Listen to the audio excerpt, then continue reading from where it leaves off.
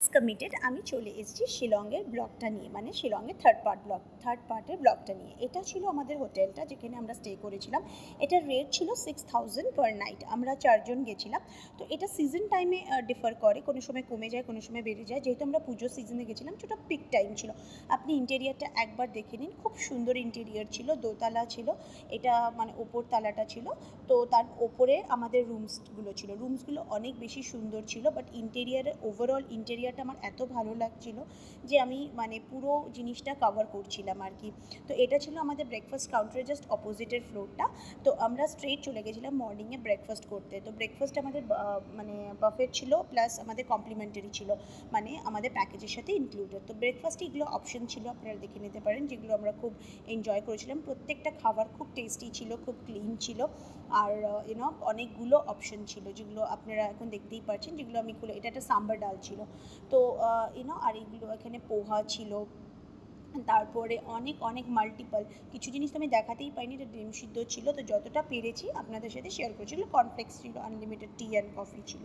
So straight breakfast করার পরে আমরা চলে গেছিলাম দাউকি লেক, মানে দাউকি লেকের উদ্দেশ্যে। আমরা গাড়িটা নিয়ে নিয়েছিলাম। আমাদের গাড়িটা টোটালি বুক ছিল টিল গুয়াহাটি অবধি, কিন্তু তারপর দিন গুয়াহাটি আমাদের ড্রপ ছিল। তো অন দ্যাট নোট আমরা একটা রেট ফিক্স করেছিলাম। আদারওয়াইজ শিলং টু দাউকি ওটা 5000 টাকা রেট ছিল, মানে 5000 টাকা। আপনি নেগোশিয়েটও করতে পারেন, বাট মিনিমাম ওখানে হচ্ছে 5000। ওয়েদারটা প্রচণ্ড সুন্দর ছিল। যারা শিলং গেছেন তারা তো জানেনই, যারা জাননি আমি বলবো একবার গিয়ে এক্সপিরিয়েন্স করে আসুন। অসাধারণ।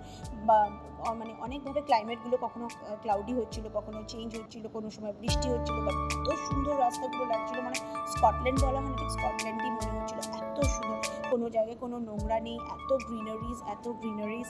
আর ব্যস্ত লাইফের পরে যেরকম এরকম গ্রিনারিজগুলো দেখা যায়, এটা সত্যি খুব বেশি ভালো লাগে। আর রাস্তাটা আপনারা দেখতেই পাচ্ছিলেন, ড্রাইভ করছিল, আর একদম জিগজ্যাগ ছিল না। আর একদম দেখুন উপরে যে মেঘটা, পুরো ক্লাইমেটটা এত বেশি সুন্দর লাগছিল, মনে হচ্ছিল মেঘটা একদম নেমে আসছে, ঠিক মেঘালয়ের মতো এরকম ফিলিংস হচ্ছিল।